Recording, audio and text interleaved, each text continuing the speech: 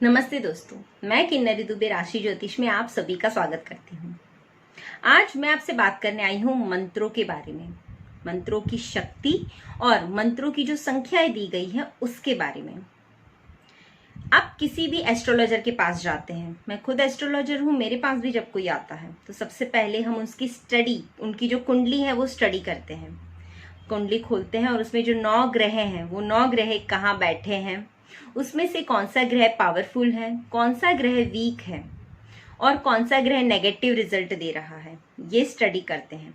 जो ग्रह अच्छा है, पॉजिटिव रिजल्ट दे रहा है लेकिन वीक है, तो उसको ज्यादा पावरफुल करने के लिए, और जो ग्रह नेगेटिव रिजल्ट दे रहा है उसको और थोड़ा कम करने के लिए हम अक्सर वो जो ग्रह है उसके रिलेटेड वेद मंत्र करने की सलाह देते हैं, उसके रिलेटेड मंत्र जाप करने की सलाह देते हैं। हम उसकी सलाह क्यों देते हैं, इसके बारे में मैं अभी एक बुक पढ़ रही थी जिसका नाम है मंत्र शक्ति और उपासना रहस्य।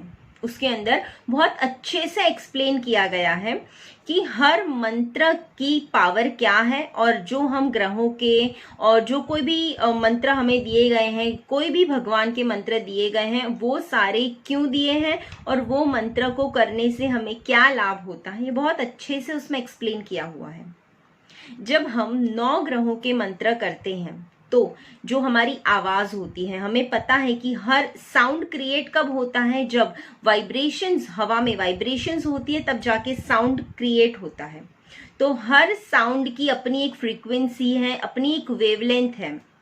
उसका एक बहुत अच्छा एग्जाम्पल है, जैसे आपके घर में कोई पेट है, फॉर एग्जाम्पल उसका नाम टफी है। आप बुलाते हो कि Tuffy come here, Tuffy sit down, Tuffy don't do this. फिर दूसरा एक एग्जाम्पल है कि जैसे कोई गाय है, उसका नाम है नंदा। आप जाते जाते अगर जो बुलाओगे कि नंदा, अगर जो वो गाय का नाम नंदा है तो वो पलट के पक्का पीछे देखेगी। आपको क्या लगता है, वो टफी को इंग्लिश आती है? नहीं। वो गाय जो है उसको पता है कि मेरा नाम नंदा है? नहीं।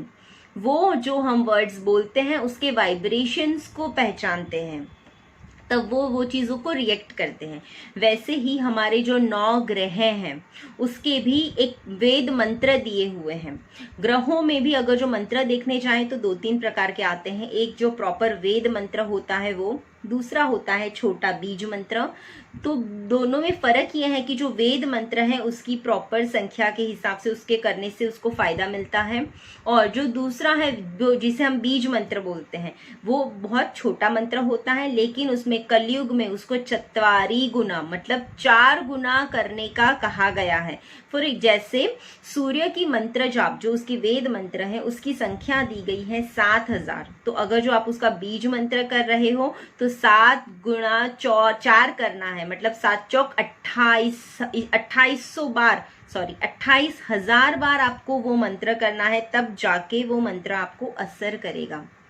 और उसकी संख्या क्यों दी गई है, हर ग्रह की अपनी अपनी अलग संख्याएं क्यों दी गई है? वैसे तो 108 मणके की माला होती है तो हम 108 बार भी तो जप कर सकते हैं, लेकिन हर ग्रह के एक प्रॉपर संख्या दी गई है मंत्र की। उसका रीजन ये है कि जब, जैसे मैंने आपको बताया कि हर एक फ्रीक्वेंसी होती है, उसकी साउंड की वेवलेंथ होती है, वैसे ही हर मंत्र को अपनी जगह पर पहुंचने के लिए, जैसे आप सूर्य का मंत्र 7000 बार करते हो तो उसकी एक सर्कल कंप्लीट होता है, और जो उसकी जो वाइब्रेशंस हमारी बॉडी में क्रिएट होनी होती है वो 7000 बार करने के बाद ही क्रिएट होती है और वो हमें असर करना शुरू करता है।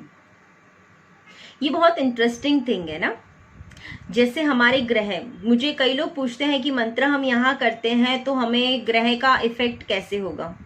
उसका भी बहुत अच्छा मैंने स्टडी किया हुआ है। जैसे पृथ्वी पे जो समुंदर है, हमें पता है कि समुंदर में हाई टाइड और लो टाइड, जैसे ज्वार भाटा भी कहते हैं, वो चंद्र की कलाओं के आधार से होता है। जैसे पूर्णिमा में ज्वार आता है, मतलब हाई टाइड आती है, और अमावस्या में लो टाइड आती है। तो जैसे चंद्र जो है वो समुंदर को कंट्रोल करता है, वैसे ही हमारी बॉडी में भी 70 to 80% वाटर है। तो सोचो चंद्र की कलाओं का इफेक्ट हमारी बॉडी पे नहीं पड़ता होगा।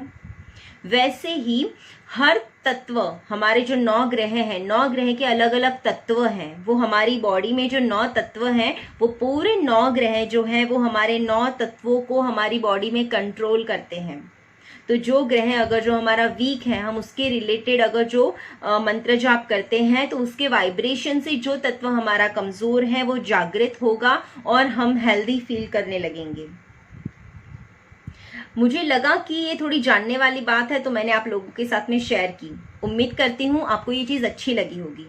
ऐसी ही जानकारी के लिए आप मुझे फॉलो करते रहिए, हमसे जुड़े रहिए और मेरी YouTube चैनल है राशि ज्योतिष, उसे भी जरूर सब्सक्राइब करिए। धन्यवाद।